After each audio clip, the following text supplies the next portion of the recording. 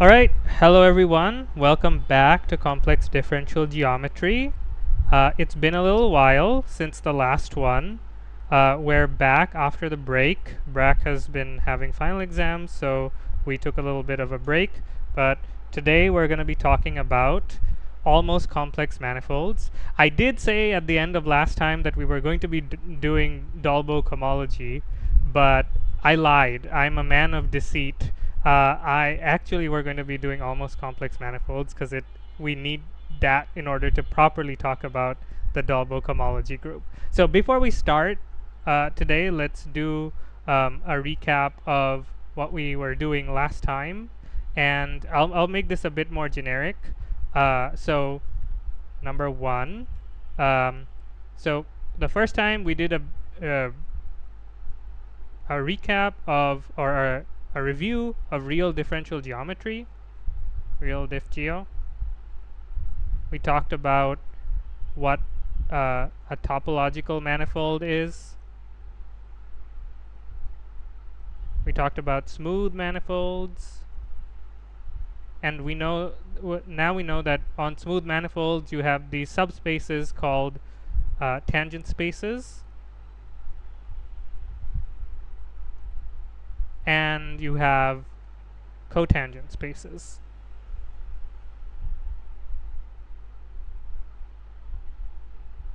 Then number two was a bit of a shorter lecture, could have maybe been part of number one. We talked about complex manifolds,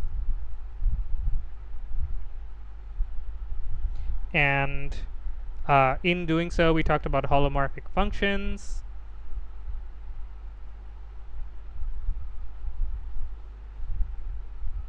and we gave some examples of complex manifolds.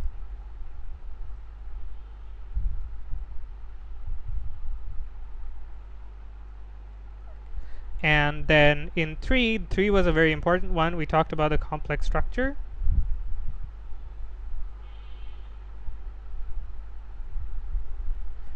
And so that was this map J, which if you square it, it gives you the negative of the identity map on the vector space. So this is the complex structure on vector spaces. So and we use this to turn a real vector space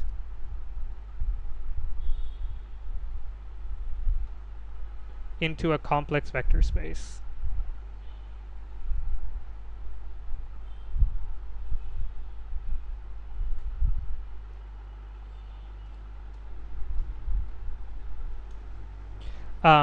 And so with that, we also had on the complex, not only did we have that, so that would, for example, make our tangent space complex. To link it back to complex manifolds, we also needed holomorphic transition maps.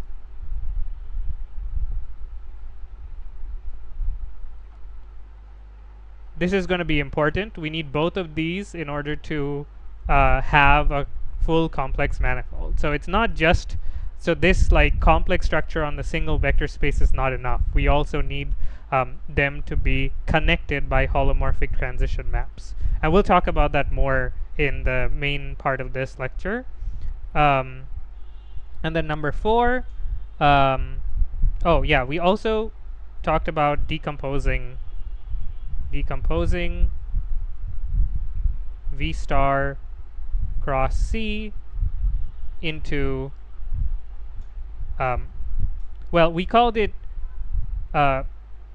V star C and V star bar C, but I changed this notation, so now we're going to call them V star 1 0 and V star 0 1. And so these are it's the dual space of elements of type 1 0, as we talked about when we defined these. And so that's the way we're going to be talking about them. There are also two spaces that are like these, V10 and V01. These are the regular spaces, not the dual spaces. So these are also important. And if we have these for the vector space TPM, then these are actually called the holomorphic and anti-holomorphic tangent spaces. So we'll talk a little bit more about that today as well. So these are kind of some of the things that we missed talking about the last few times because I didn't anticipate that we would need them. So then we talked about complex vector bundles. Vector bundles. And in doing so, we talked about holomorphic vector bundles. We talked about sections, global and local sections.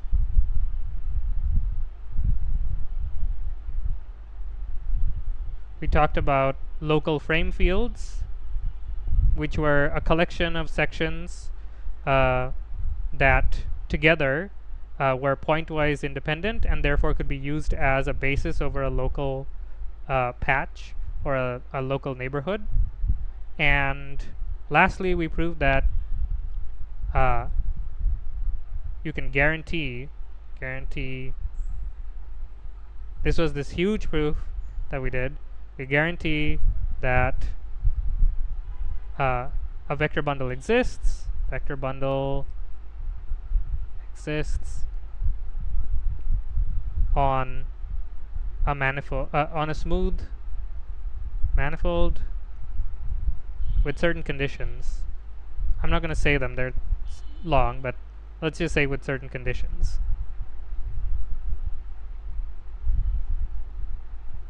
We then, I don't have any more space here, but I'll just put it here.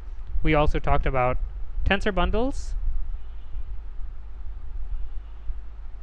and from them we talked about tangent bundles and cotangent bundles.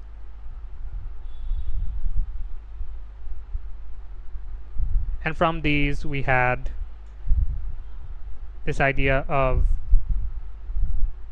tangent, or let's just say the general thing, which is tensor fields.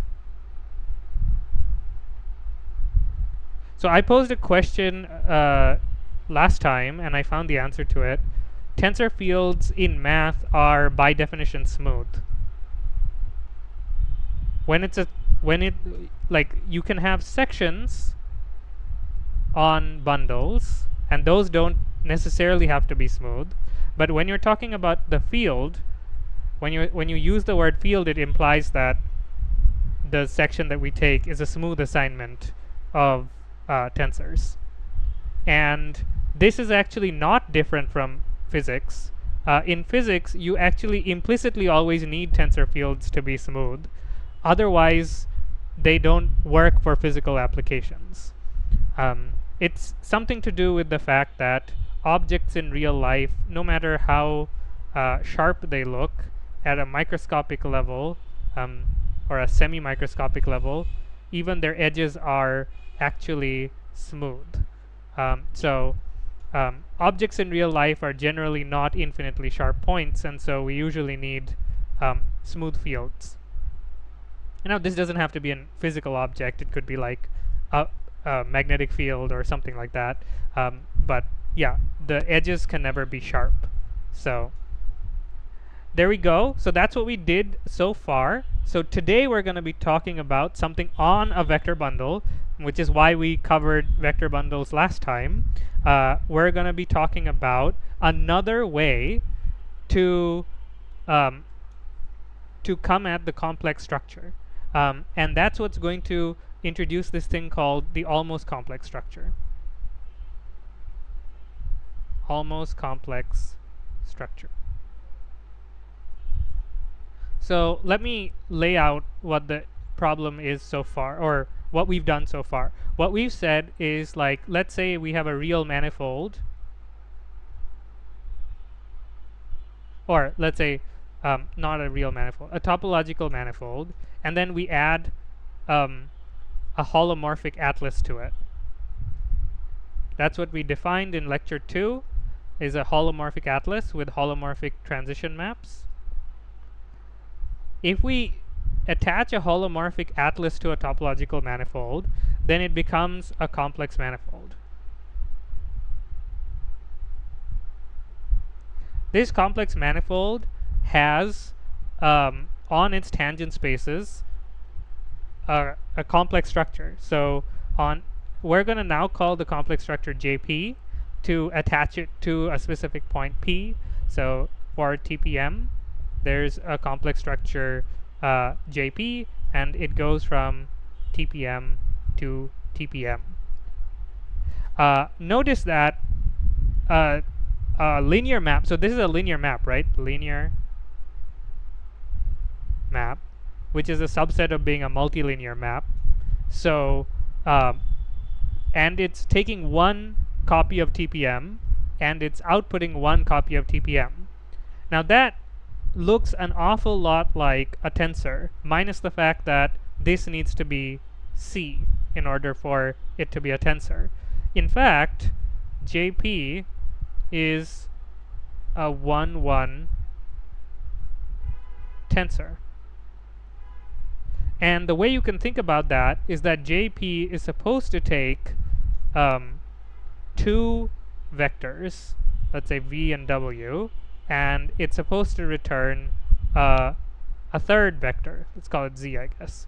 So instead of consuming, well, oh, right, it's supposed to output C. But instead of consuming the second vector, you can think of it as what we're doing is we're just consuming the first input slot, and the second input slot causes us to still remain with one vector. So in order to consume one TPM, we need, oh, this should not be a vector. This should be, yeah, it should be a covector.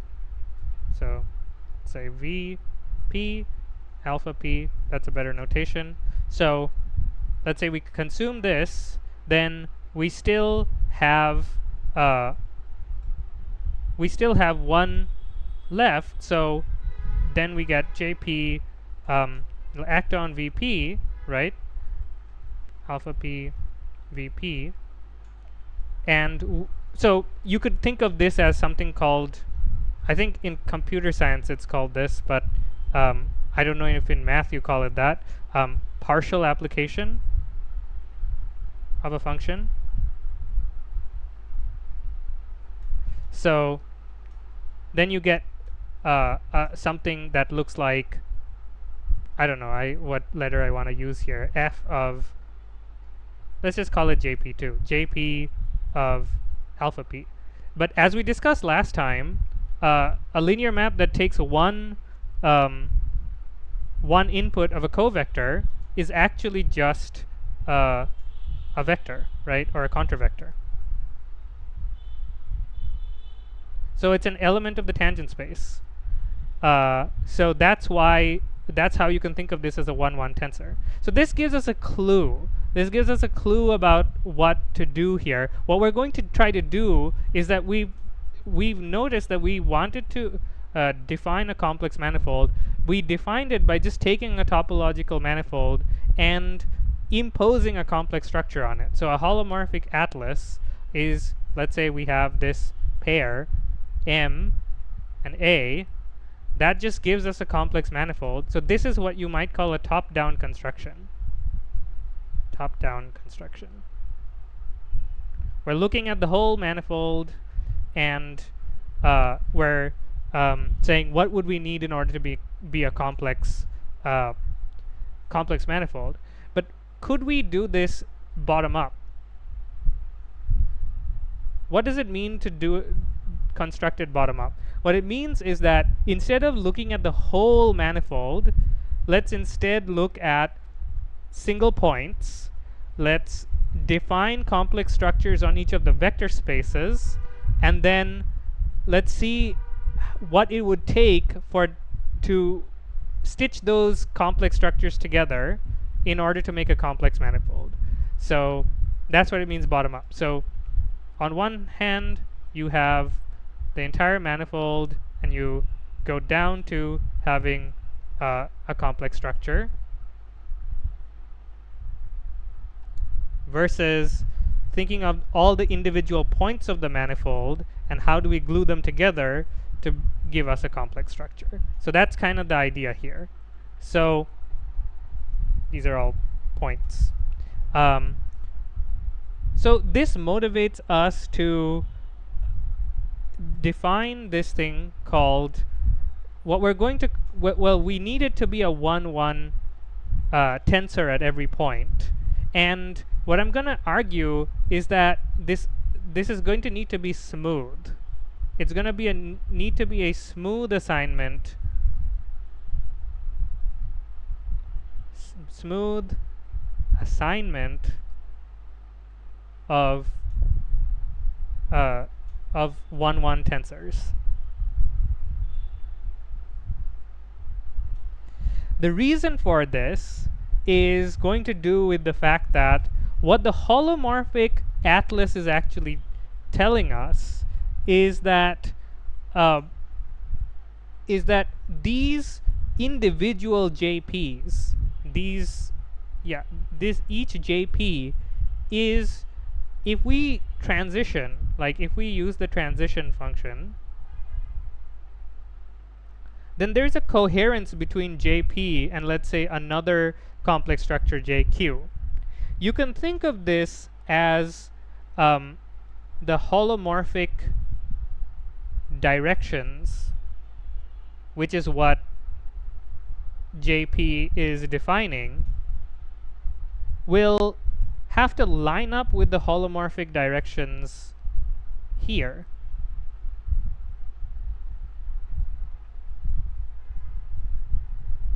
If they don't line up with each other, if there's a kind of twistedness to the holomorphic directions, and we'll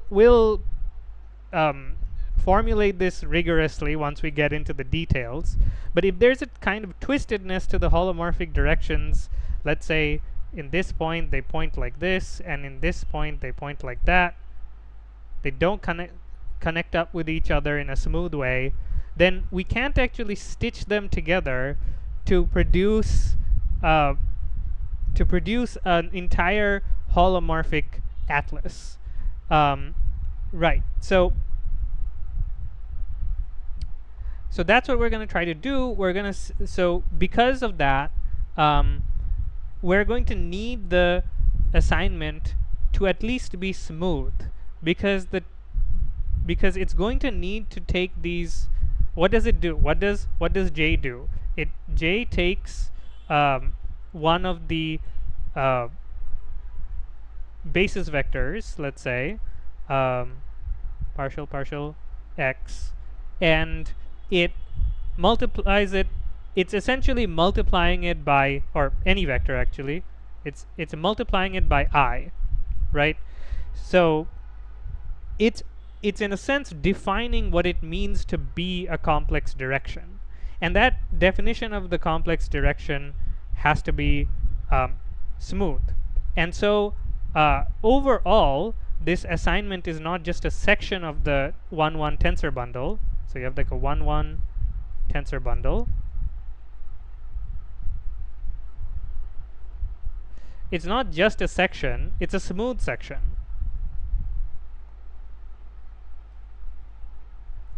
Sorry, I missed one thing, which is that, so what it's doing is you have the holomorphic, or like you have the coordinates, and J rotates between the coordinates, and these coordinates on a smooth manifold will be smooth vector fields. So what we have at the end of the day is that if we apply exactly this definition, then this implies, all you have to do is break down V in terms of its components. The working is in the notes. Then what you'll get is that j of partial x is equal to, let me see if I can, I need to get this right. So this is equal to partial y. Well, there might be more than this, so and then j p of partial y is equal to minus partial xk. And so in order for these, so this is in one local coordinate, right?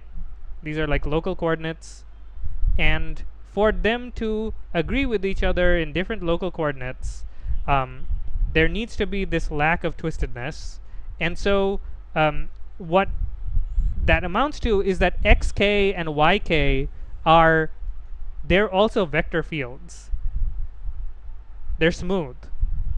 So for a map, a linear map, to map a smooth vector field to another smooth vector field, the map itself needs to be smooth. So that's what a smooth tensor field is. So did I talk about tensor fields here? Yeah. So I didn't. So yeah, that's what a smooth tensor field is. If you give a smooth tensor field a vector field, a smooth vector field, then I'm just emphasizing the fact that they're smooth. So if you give a tensor field a vector field, it should give you a vector field. The vector field cannot lose its smoothness. So since JP has to do this, it needs to be a smooth map. So we've so therefore therefore our almost let's now define an almost complex structure. So almost complex structure. This is our candidate for a complex structure. So if M is a manifold, let's just have M manifold, a smooth manifold. Then let's say that J twiddle is a map, is a 1-1 tensor field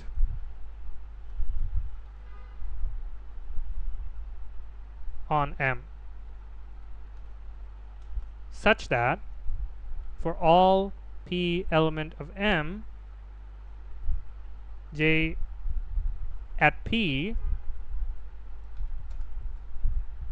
squared is equal to minus the identity on TPM to TPM. So what we're doing is pointwise we're defining a complex structure on every point on the manifold. And this isn't enough actually in general to define a complex structure, because we still haven't confirmed that they line up with each other yet.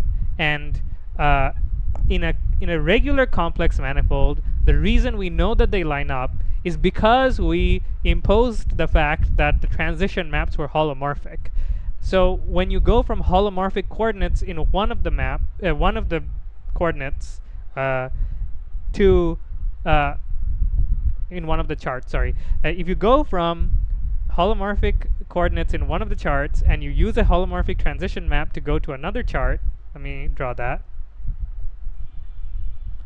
Then if this is holomorphic, then you preserve the holomorphic directions. So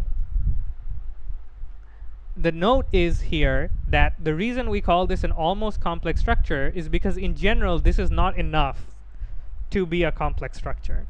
It's not enough to just define the complex structure pointwise, and it's because in the other way that we did it, we had a holomorphic atlas that made sure that our holomorphic directions were all complementing each other.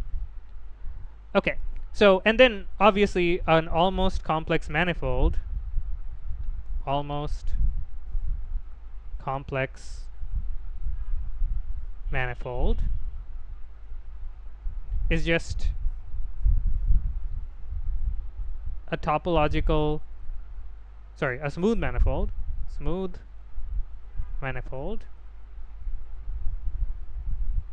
that admits an almost complex structure. I'm just going to call it an ACS. If that happens, then this pairing M J twiddle, that's an almost complex manifold. And the rest of the lecture is going to be about this idea of integrability. What does integrability mean? Integrability is the question of whether this almost complex manifold or this almost complex structure is going to be able to be integrated to be put together. Its pointwise definition is going to be able to be put together so that we can turn it into a complex structure. And we're going to see exactly what are the conditions. But before we do that, we're going to briefly look at some a result that should be pretty obvious, which is that theorem, every complex manifold is an almost complex manifold.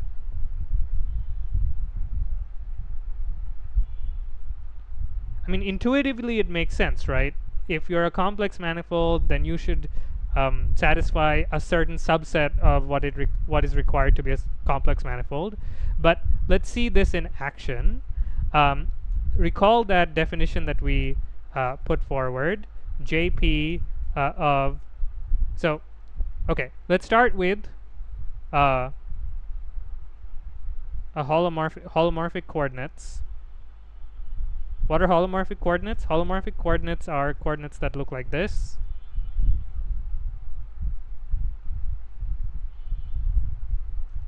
Where these are called the real coordinates. This is called the holomorphic coordinates. Holomorphic coordinates. And so we start here. So we're on the tangent space. We define the standard. We define this linear map.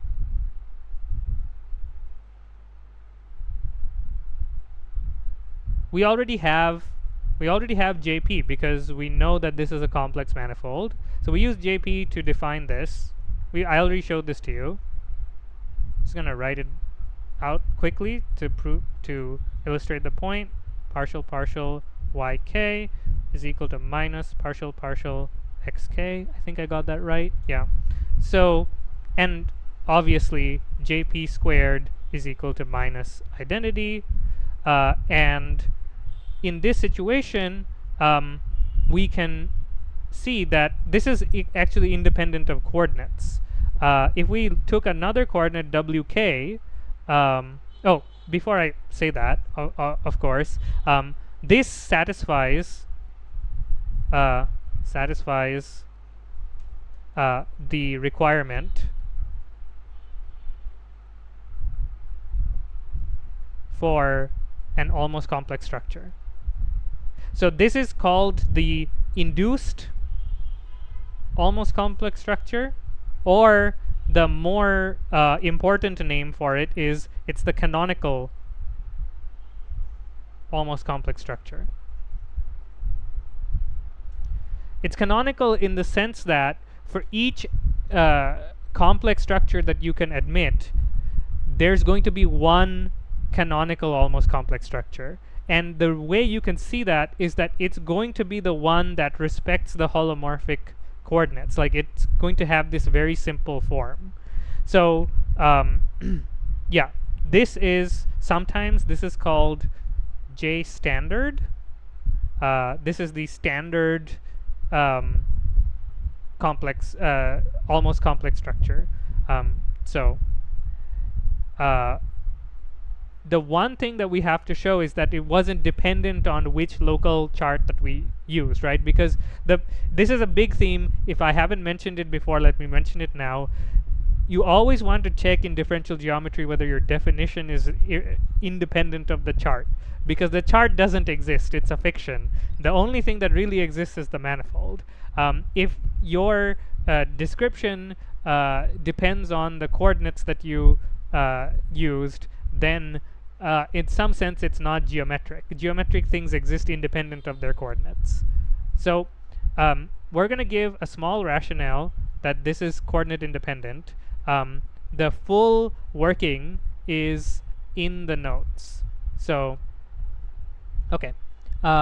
We take a different coordinate system that's on an overlapping chart, and we say, well, think of this as another holomorphic coordinate. You have uk plus I, what is it?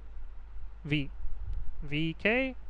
And so then we know that because of the whole coordinate transition, coordinate transformation, like because they're overlapping coordinates, we can think about their coordinate transformation. So because they're both holomorphic coordinates, the coordinate transition is going to be holomorphic, and of course it will be because we're on a complex manifold. So we know that wk is a holomorphic function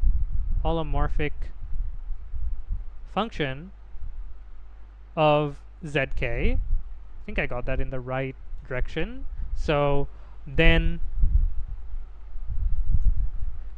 just like the f and g that we were looking at, if you remember, you can go back to that part of the notes if you don't. When we were looking at the Cauchy-Riemann equations, we had these two subfunctions, f and g, or sorry, g and h, and so that's what wk is going to become, or u and v are going to become those subfunctions. So then these are just the Cauchy-Riemann equations. So we get this partial xj.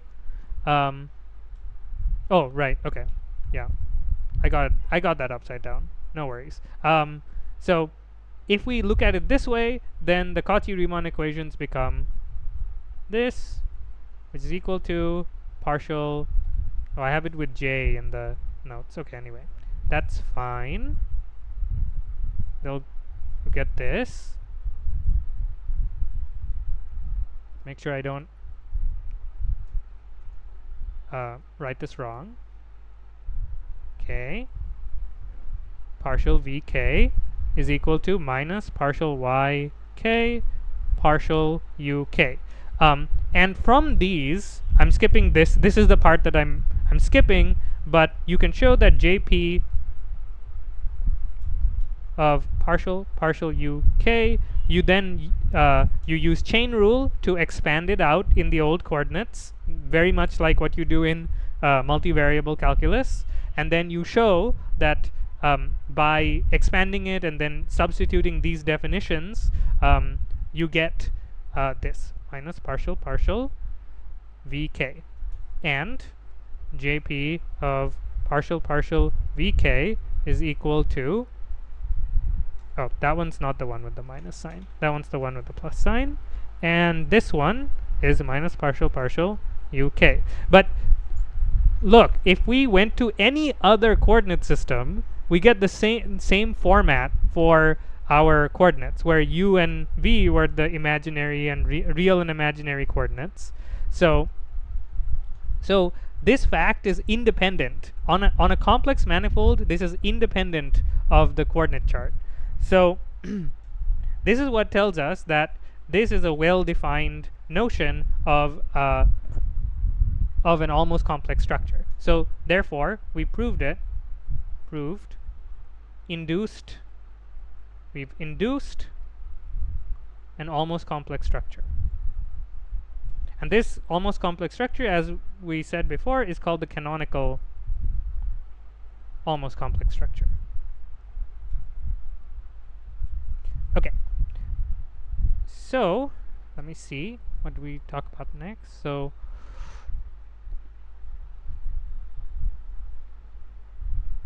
Yeah, we talked about all of this. So the next thing to talk about now is the converse true? And I mean, the name gives it away. It's not true. Almost complex structures are not always complex structures. We've already hinted at that idea. So when I say converse, I mean if our original statement was P implies Q, where P is complex and Q is almost complex, this is a true statement. The converse would be Q implies P. This is not proper logical notation, I'm pretty sure, but just to get the point across. Almost complex. Complex. So what we want to know is if this is true. Does Q imply P? And the answer is not always. So then the idea is when does it? Right, that's the next question. It's like when does it, when will my almost complex structure give me a complex structure? So this is the answer, or this is when we discuss integrability of the almost complex structure. We want to know when is my almost complex structure integrable. Okay, so let me move this over there. Just looking at my notes on the other screen. Yeah.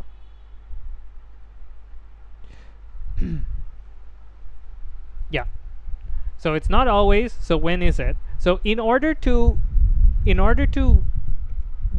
figure out the condition, let's go step by step. So what do we need? What we need, we had this intuitive idea that I have these coordinate axes over here, real, imaginary. Just take this as a little cartoon. It's not supposed to be taken too literally. So let's say if I have a very close by coordinate system where this is the real and this is the imaginary, they're kind of like not smoothly connecting up with each other. That's a little bit of a problem. What is happening? What's happening is that this idea that the holomorphic direction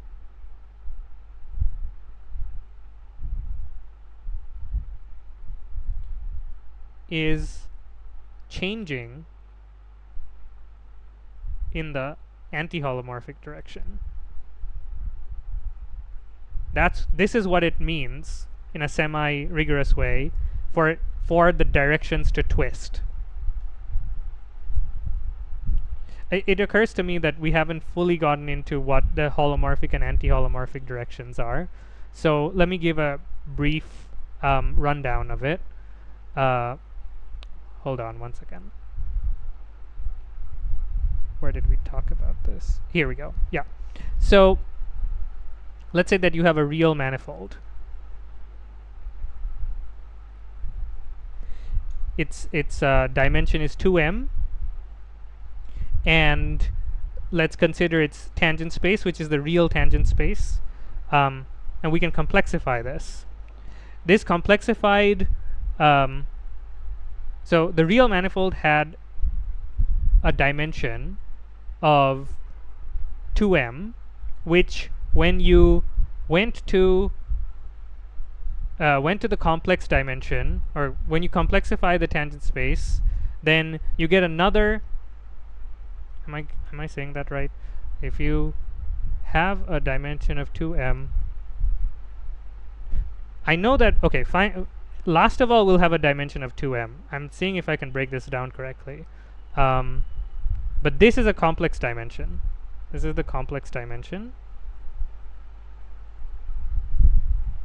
And the thing to understand is that this has twice as many basis vectors as the original TPM. So TPM has m basis vectors. Then, yeah, I think this should be m. I think that might be a mistake. Anyway, I'll double check that. It's a little bit of a subtle point, but the point is, the main point that you should take away from here is that there's a doubling in this direction. So here, while we have just like partial x is our coordinate basis, or partial xk, here we have partial xk and partial yk, right? Because what this decomposes into is TPM, direct sum, I TPM. So you need a basis for these and you need a basis for these. That's why there's a doubling. So just to put the point across that, or get the point across that we're going to have double the number of basis vectors as we usually have. Hello, future Saif here. I noticed that the problem that I had in this section with defining the dimensions is that actually this should be 2m, and these are real dimensions.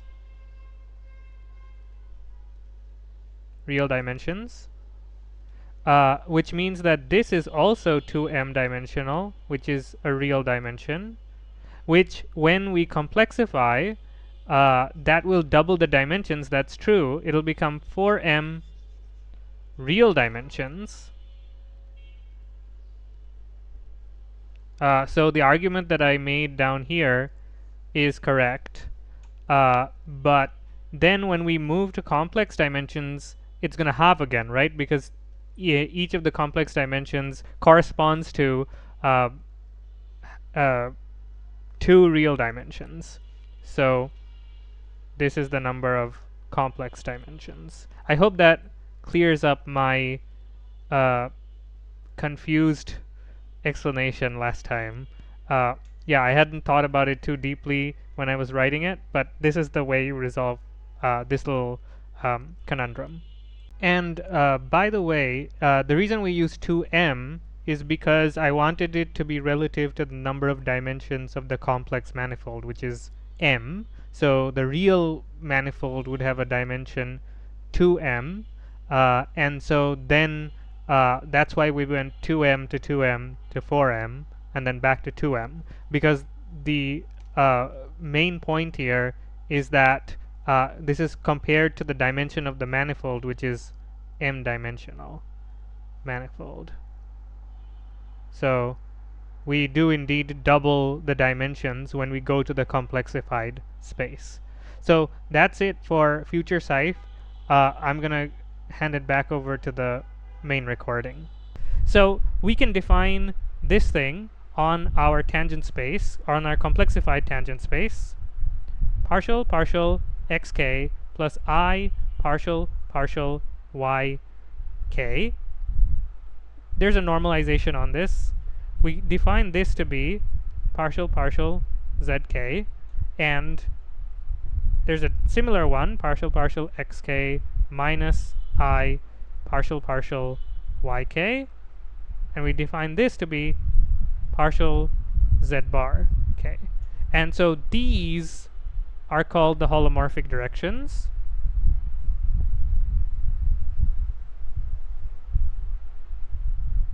And these are aptly called the anti-holomorphic directions.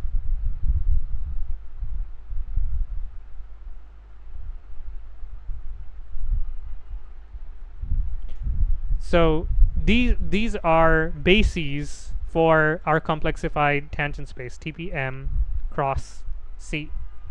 And so this creates a subspace. This subspace is called the holomorphic. Sorry, let me say that clearly. This subspace is called the holomorphic tangent bundle, or tangent space. And this subspace is called, so where these are the basis vectors and these are the basis vectors. In fact, let me color code that. Let's pick some nicer colors here.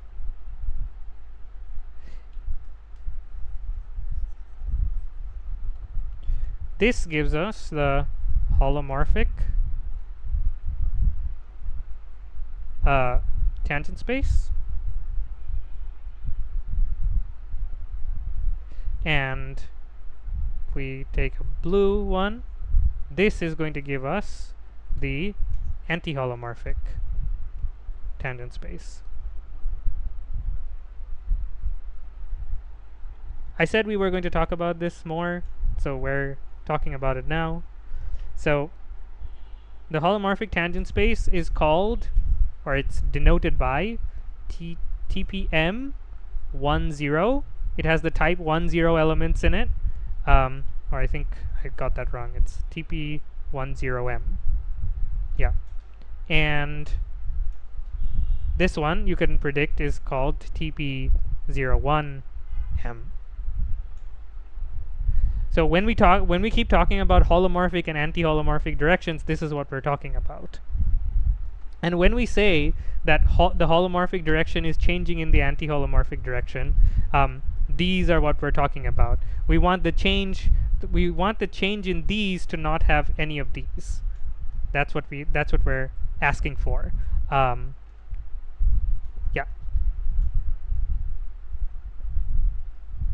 So in order to understand, so there's one thing left here that we don't have a great handle on, which is this changing. What does it mean for it to change over the manifold? We haven't actually defined what that means. So let's talk about that. In order to talk about that, we're going to need to talk about the Lie bracket. The Lie bracket is a certain kind of product that you can put on vector fields, and it's going to tell us a little bit about the change in the vector field. Let me come back to that part of the notes. Yeah, here we go.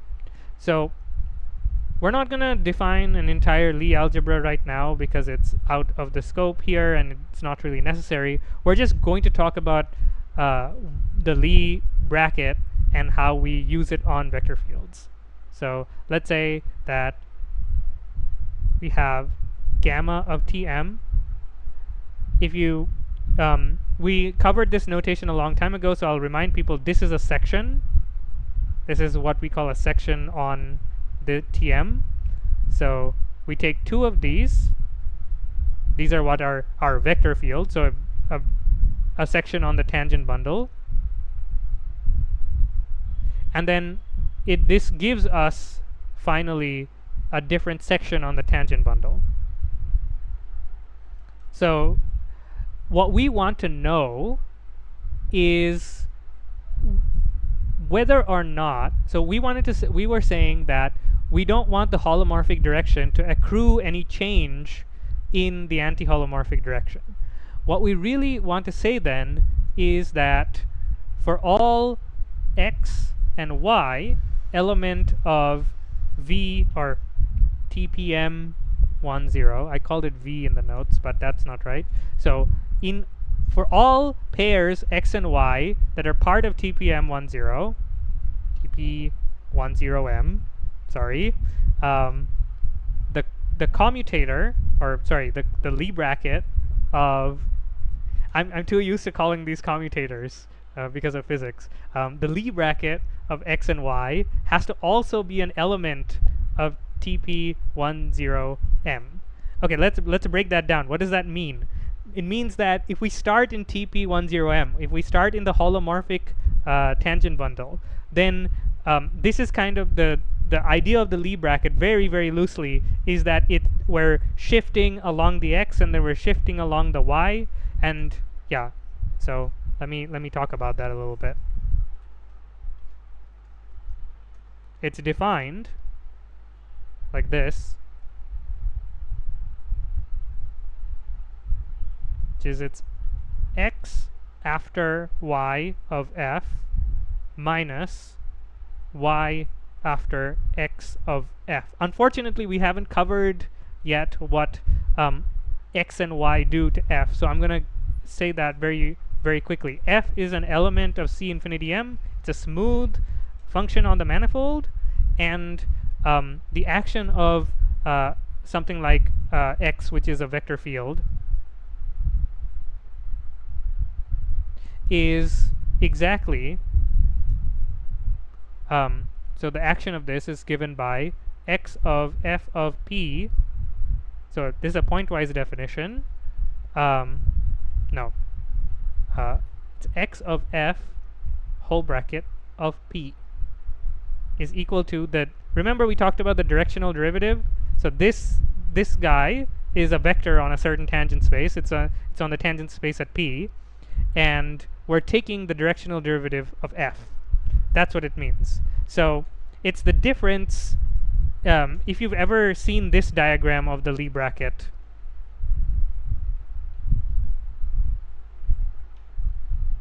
what the commutator is telling you is what's this displacement here.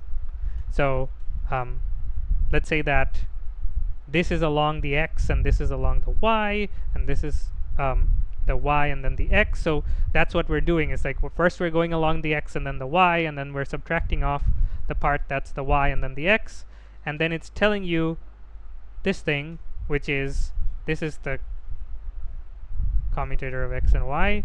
It's that difference. It's the failure of them to connect. And in our case, the reason why it would fail in this situation is if our vector field in TP10M in the holomorphic tangent. I should call them holomorphic because 10 and 01 are very similar to each other. In the holomorphic tangent bundle, the only reason we would have this displacement is because we were accruing a change in the anti-holomorphic directions, because our entire space is in the holomorphic directions. So that's why we need this particular thing to happen. We want the change, this guy, to be completely in the holomorphic direction. Hello again, future Saif here. I noticed that in the section where we talked about the Lie bracket, the explanation wasn't that clear. So let me specifically the part about what it means for the Lie bracket to be non-zero and this diagram here. And so let's go to a new page and let's really explain what this is and how it plays into the concept that we want to look at. Okay, so we're now on a new page, and I've written out here the definition of how the Lie bracket works. F is a C infinity function on the manifold.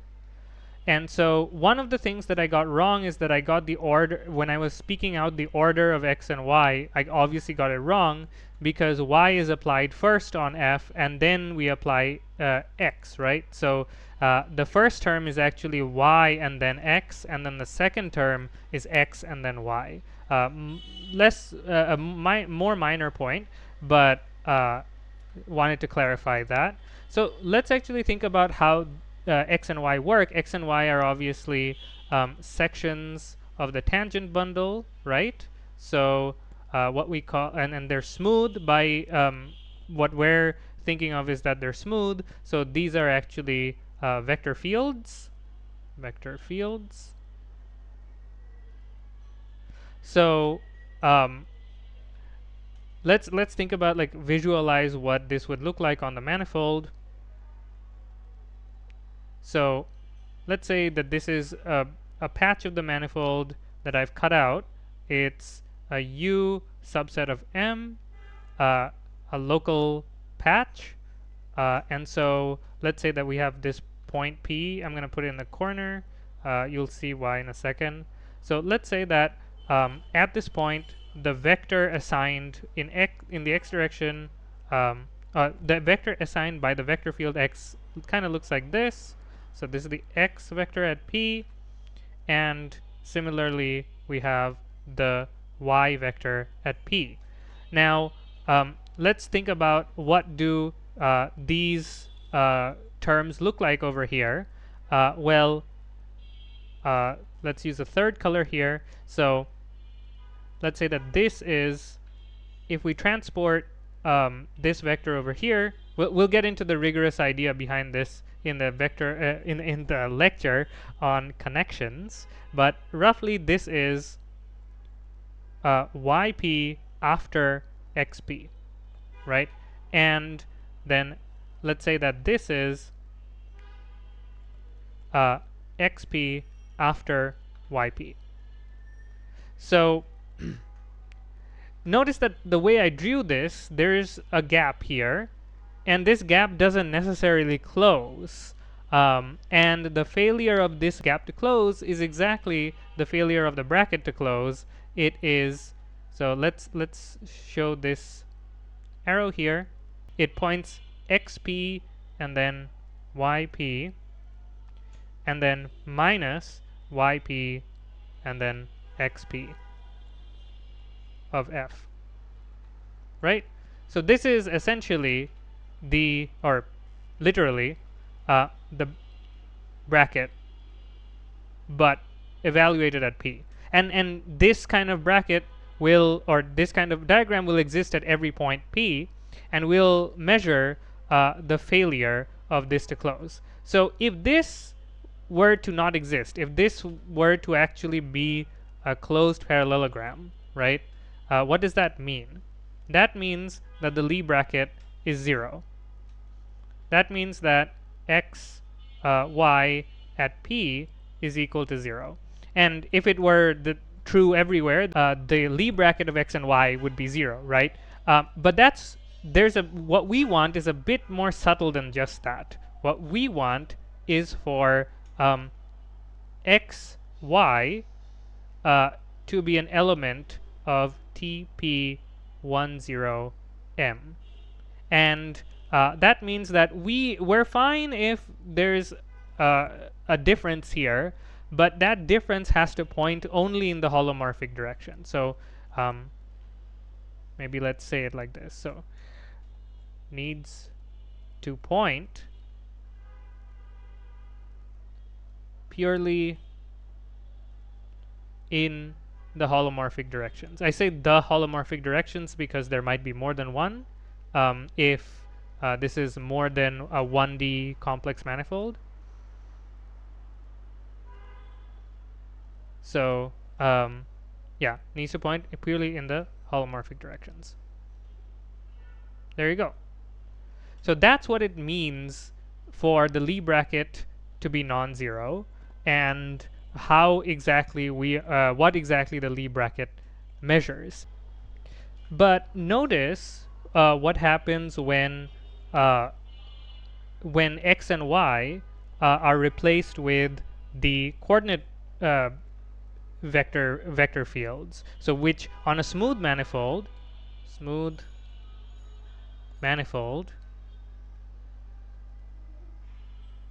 the coordinates will form a smooth, by definition, vector field, right? And for the reason why we need TP10M, the holomorphic vector bundle, to not change in the anti-holomorphic direction is precisely because it will knock us off in this direction, where we will accrue some change. That some change is fine, as we said, some change is fine, but we don't want a change in the anti-holomorphic direction. Why? Because think about it like this. So let's say that we have this partial xk, and then we have this partial yk. If we transport partial yk along partial xk, we don't want it to do that. Partial xk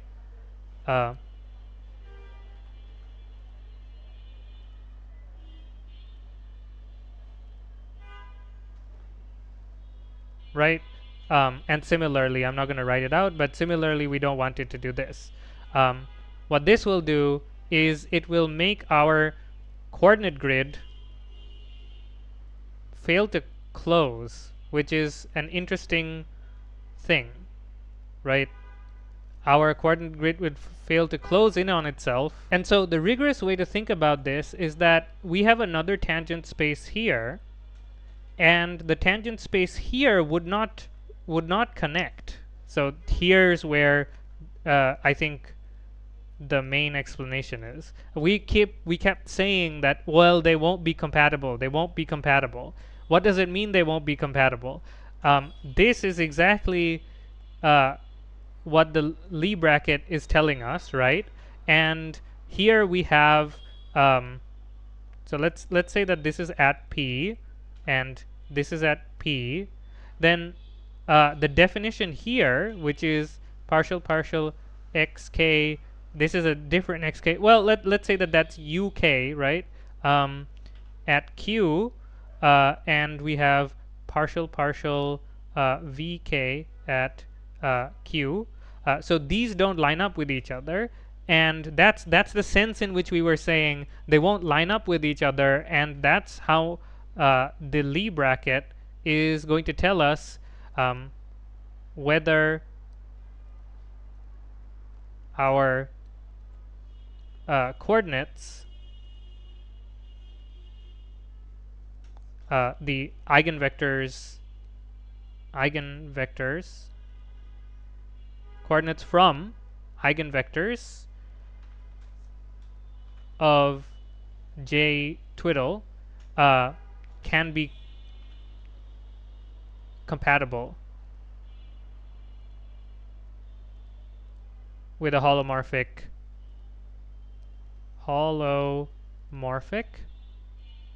atlas, right? Holomorphic atlas is what necessitates that our bases be defined like this in the two places, and then if J is not defined correctly, then these two vectors will not seamlessly match up with the vectors over with the basis over here, and so we wouldn't have a nice grid going on. That's the problem. So again, let's hand it back over to the main recording. This property of a certain space to be closed under the Lie bracket has a very specific name. It's called involutive. It's not the same thing as the involutive of a function. An involutive of a function is that f inverse is equal to f. This is not the same thing.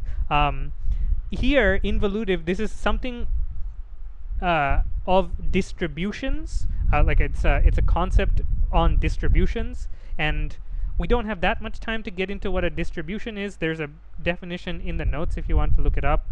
Very shortly, a distribution is a specific kind of vector bundle that you get from restricting a larger vector bundle, the vector spaces on a larger vector bundle, so that they form a smaller vector bundle. So it's a specific kind of what you call a subbundle.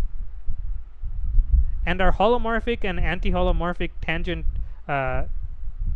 bundles are distributions. So what we want is for our distribution to be involutive, which means it must be closed under the Lie bracket. And why do we want it to be closed under the Lie bracket? Because we don't want it to accrue any changes in the anti-holomorphic directions, so that we can stitch together all of the holomorphic directions to make our holomorphic atlas. And that's what we mean by our bottom-up approach, right? What we mean by the bottom-up approach is we're taking every single point, looking at it from the point's point of view, and then stitching it together to form a complex manifold. Okay. So when we can define a specific tensor field, this is going to be a very important point. So we're going to call it nj twiddle. This is not standard. So in fact, j twiddle is not standard. I forgot to talk about this. So usually almost complex structures are just called j. The reason I call it j twiddle is because it's not the same thing as a complex structure, and it isn't always a complex structure. And because I'm going to be talking back and forth about complex structures and almost complex structures, I thought it was a good idea to put in j twiddle. So for that reason also, we're calling it nj twiddle instead of nj, which is what it's normally called. This is a tensor. It's a tensor that takes two vector fields, and it's defined like this: j of x. This is going to look very weird and very counterintuitive, not much explanation, but let me write it out, and then we're going to see something magical happen. J twiddle of x y minus j twiddle of x comma j twiddle of y minus j just the commutator. I'm going to call the commutator a lot. Just the Lie bracket of x and y. So this is because x and y are vector fields, right? So these are vector fields. And take it on good authority that the Lie bracket of two vector fields is a vector field. Well, that's what we said here, right? But also that this section will be smooth as well. So and j twiddle of a vector field is also smooth because it's a smooth it's a 1-1 tensor, right? It's a smooth object because it's a tensor field.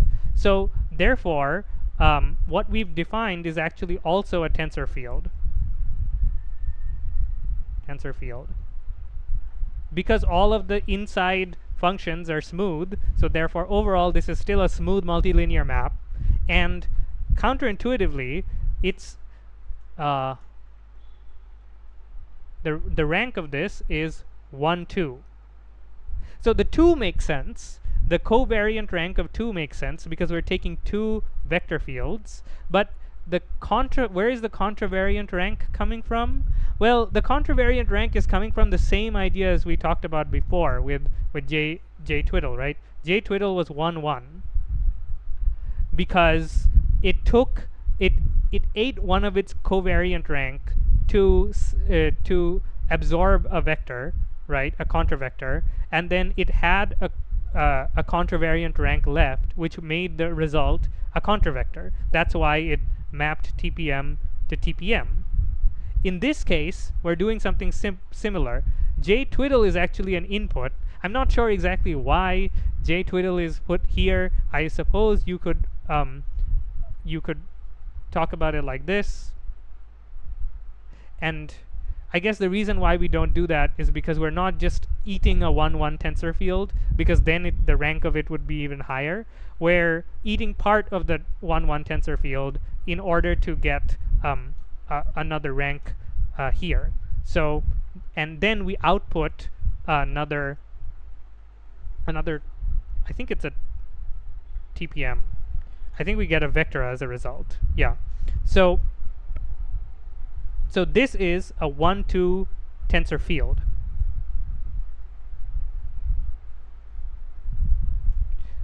Which is, to put it briefly, we didn't get to cover this during the time that we talked about tensor spaces. So briefly, this is what that means is that this will be a 1-2 tensor at every point. That's what it means for, like, we didn't define yet what the rank of a tensor field is. So that's how you define the rank of a tensor field. So so yeah, we have this 1-2 tensor, but it seems very random. What are all of these what are all of these terms in the expression for this? I can kind of see how we're taking the rotated fields and then we're taking the normal fields, but what are all of these terms doing over here? Well, let's kind of massage the equation and we'll see what it gives us. So important, we're now going to consider x and y to be specifically elements of TP10M, because we need that j twiddle of x is equal to Ix, and j twiddle of y is equal to iy. We're going to need that in order to prove the thing that we're proving next. So let's start with what we had before, nj twiddle of xy is equal to, we're going to need to do a bunch of copy pasting for this, but it'll be fine. Let me see if I can write this out all quickly. J twiddle of x y minus j twiddle of x j twiddle of y minus x y. Yeah. In fact, let's just kind of iterate on this equation. So we know that this is true. So we're going to use that here. So what we can say is that these are some properties of the Lie bracket that we're going to use. We can take these maps out. So we can rewrite this one as j. I'm sorry, this is going to be a slightly unsatisfying because we don't have time to cover all of the properties of the Lie bracket. But that is something you can do with the Lie bracket. You can take that out. We're going to do a similar thing here. We're going to say this because of that, and then we're going to we're going to do the same thing. We're going to substitute this over here, and I think we're going to, yes, we are going to take out, yeah. So that j twiddle square obviously gives you minus, and then here you get another I from here. I'm doing all of the steps over the same line just to save the time of rewriting everything. So then we take these i's out. So then we get a plus here. Is that right?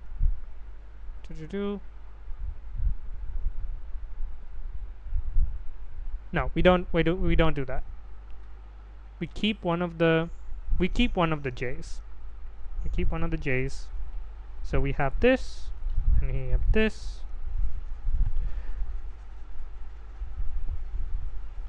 We're trying to rewrite everything in terms of the Lie bracket. So now we have two of these. We can merge them. So we get minus 2, an overall minus 2, xy plus I j twiddle of xy. Now this minus 2 is incidental, but see what we got over here. This is the vector field, but the part of the vector field that is anti-holomorphic is being projected out. Or sorry, the part of that which is holomorphic is being projected out. So this is the anti-holomorphic part. Anti-holomorphic part.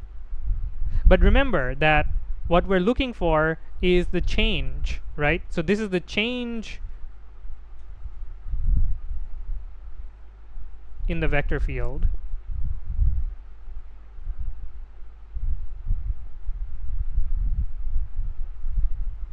Roughly, not exactly, but roughly.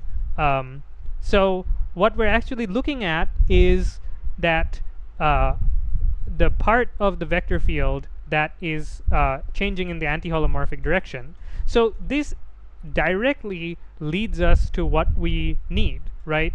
If this is 0, then our original requirement is fulfilled. Then if x and y are elements of the holomorphic tangent bundle, that will imply that x, y, Lie bracket is an element of the holomorphic bundle as well, because it won't have any anti-holomorphic part.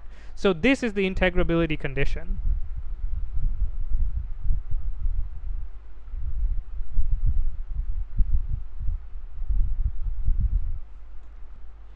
if nj twiddle is equal to 0, where this is a 2, 1 vector field,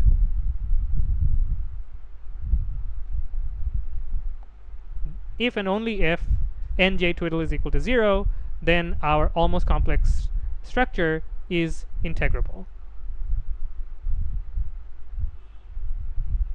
That's it. And this is a theorem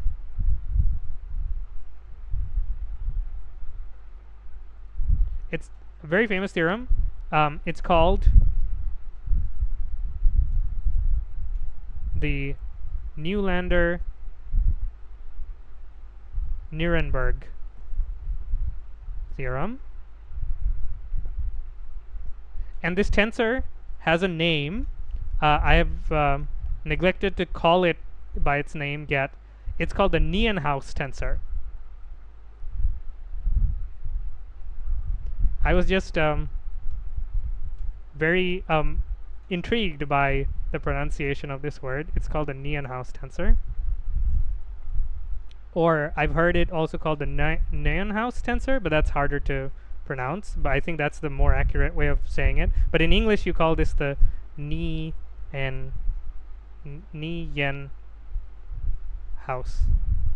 tensor. And if this is the holy grail. If this is 0, then it's kind of measuring something called there's something called torsion on a manifold, and this tensor has something to do with the torsion on the manifold. Remember, we were saying something called twistedness. The more appropriate thing to call it is torsion, but we're not going to get into the torsion way of thinking about this yet, because in order to do that, we're going to need connections. We're going to need an object on the manifold called a connection. And so when we define connections, I'm going to come back to this idea, and we're going to think about how this works in terms of torsion. So in fact, that thing that we did with the Lie bracket, where was the this is something that's related to the torsion. If a manifold has torsion, then this kind of Lie bracket will be non-zero. So that was the big reveal, the Newlander-Nirenberg theorem. So now we know that if we have an admissible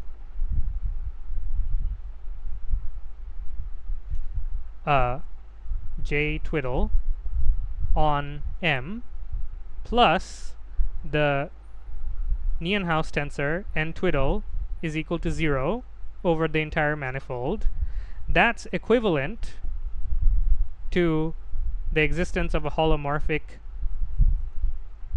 atlas that induces J twiddle. So we're going to look at some examples to refine our understanding. We're not going to get into the proof of these examples, but just to give some kind of grounding of when these are possible, we're going to look at two different spheres. Number one, we are going to look at S6. So this is the 6-dimensional real sphere.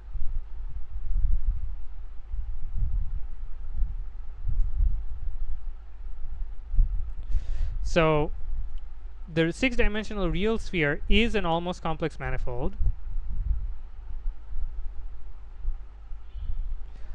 It admits an almost complex structure, but nj twiddle is not equal to 0 for S6, and therefore S6 is not a complex manifold.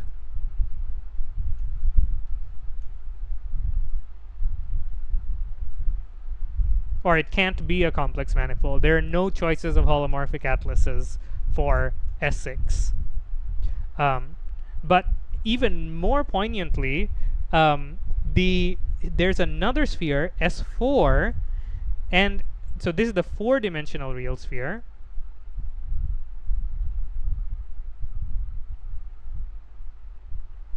And this one has neither an almost complex structure nor a complex structure. Well, obviously it can't have a complex structure if it doesn't have an almost complex structure. Because as we proved, if you have a complex structure, you definitely have an almost complex structure. So yeah, P implies Q means that not Q implies, I think it should be this. Not Q implies not P. That's what I'm saying. So that's interesting. The proofs for S4 is pretty complicated. It has to do with Chern classes. That's how it was proved. There are some topological invariants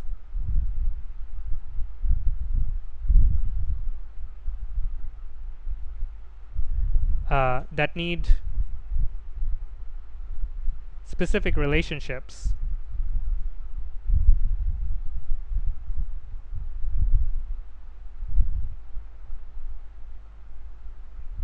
to count to be eligible for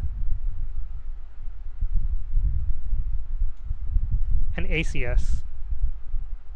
We might get into that when we talk about Chern classes. I don't know exactly what we're going to cover, how much we're going to cover on Chern classes, but this is the reason. It's a complicated proof that we don't have the depth to get into right now, at least. So just take it on good authority that S4 has neither an ACS nor a CS.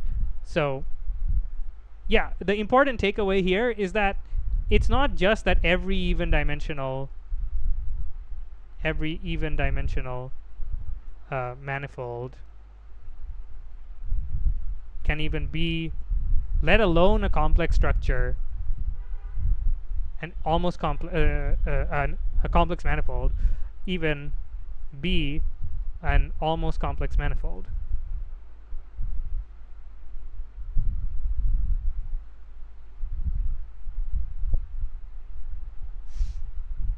We are running out of space here, so almost complex manifold. Right. So this is the important takeaway from these examples. You're not always guaranteed. One thing that I should prove before we finish up, I meant to prove this earlier, but we were in a good flow, so I didn't want to break it. Every almost complex structure or almost complex manifold must be even dimensional.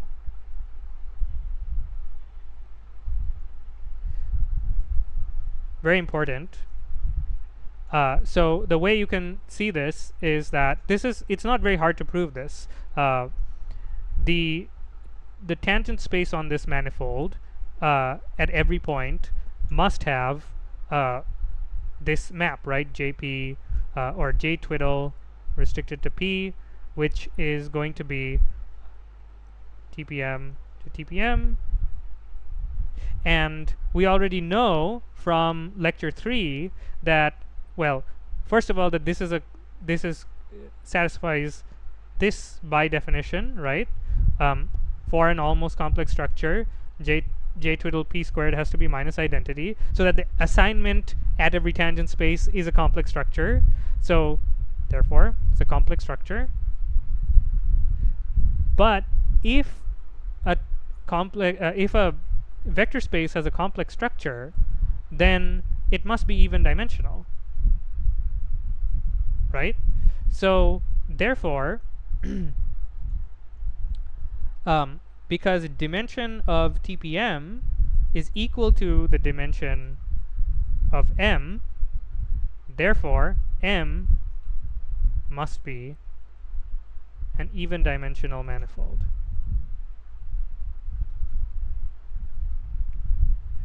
And the intuitive reason for this, as we talked about last time, is that we need an even number of dimensions to pair the real dimensions with the imaginary dimensions in order to make an integer number of holomorphic coordinates. So therefore, because we have pointwise complex structures on every point of the manifold, we need the entirety like there's a consistent requirement that that M must be even dimensional. If the reason I point that out is that if different tangent spaces needed different dimensions, then we would be in trouble. Then the almost complex structure wouldn't be well defined. But given that that's not the case, we constructed it that way so that it's consistent throughout the manifold. Therefore, we have a consistent dimension for M, and we have a requirement that M has to be even dimensional. So not only does a complex manifold have to be even dimensional, even an almost complex manifold has to be even dimensional. That's the takeaway of that. So now that we have the idea of an almost complex structure on almost complex manifolds, so we're now looking at what we're going to do next. Almost complex manifolds, they allow us to do something called PQ decomposition. It's the minimum set of requirements to do PQ decomposition, and that kind of gets into exterior forms and cohomology. So this is actually the reason why I was having such a hard time ordering almost complex manifolds and cohomology, because I was wondering, do I talk about the cohomology first, or do I talk about the almost complex structures first? And I did a bit of digging, and I settled finally. I went backwards and forwards, and finally I settled on doing almost complex manifolds first, which is a bit sad because I promised that we were going to do doable cohomology next time. But next time we're going to do exterior forms, and if it's short enough, we'll also do cohomology. But cohomology will probably be long enough that it'll not be a good idea to do those at the same time. So this is next. It's going to be either lecture 6 or lecture 6 and 7. We'll see how it goes. Yeah, and then we'll need this to talk about the more stuff like Hodge decomposition,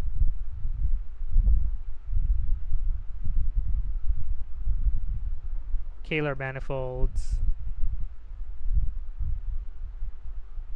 Kähler manifolds is the big prize, where you might even think of everything else as, I'm not writing these in order, I'm just writing these in the order I'm remembering them. Manifolds, Calabi-Yau's. So these are kind of the big things that I want to get to, but you can think of Kähler and Calabi-Yau manifolds as kind of the entire rest of the course is going towards these. Everything we've done so far is something that we needed in order to look at Kähler manifolds. Kähler manifolds are really interesting. I'll give you a brief sneak peek. Kähler manifolds are really interesting because they have like the complex structure. They have symplectic structure. We're going to talk about symplectic structures too. And they have metric structure. So there are like there are three different kind of manifold in the same space, and then if that metric is a certain kind of metric, then we get a Calabi-Yau. But the Calabi-Yau is a specific kind of Kähler manifold. So that's a little bit of a sneak peek for what we're going to do in the rest of the course. And so let's conclude by talking about what we did today, which is a kind of a little bit out of order, but yeah, let's conclude. So recap. We looked at the almost complex structure.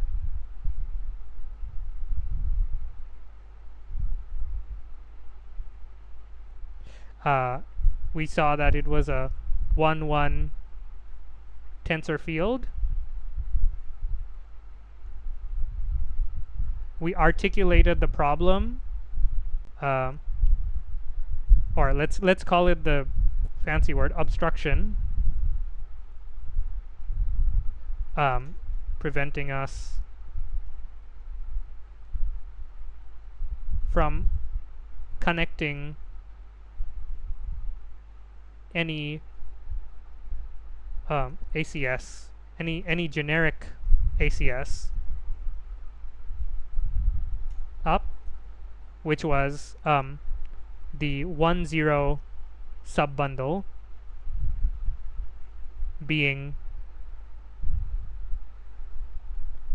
not involutive,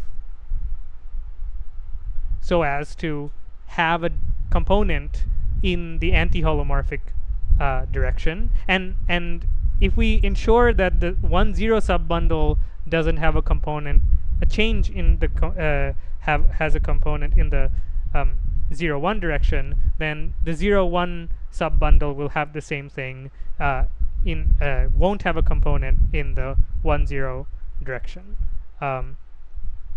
We didn't get time to talk about the proof for that, but maybe I'll add it in the notes later on.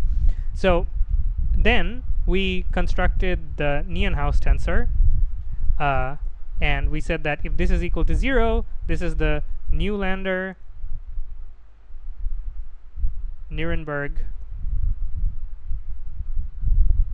theorem. That if this is 0, then we have an integrable ACS, and so then we're able to say that, well, this J twiddle comes from a J twiddle is induced from a holomorphic atlas.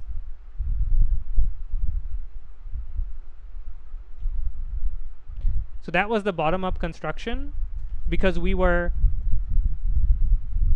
saying, how do we construct this so that this direction will actually work? And so we didn't start from a holomorphic atlas. We started from a just a generic 1-1 tensor field, and we imposed a condition to make sure that we could make it a complex manifold. So yeah, that is it for today. Yeah, next time we're gonna talk about definitely talk about tensor algebras and exterior forms. And if we get the time, we're gonna start talking about cohomology. Maybe we'll have the first half of cohomology in the first lecture, and then the second half of cohomology in another lecture. I don't like that for aesthetic reasons, but we'll see. I don't want the lectures to get too unbalanced. So yeah, goodbye everyone, and see you next time on cohomology and exterior forms.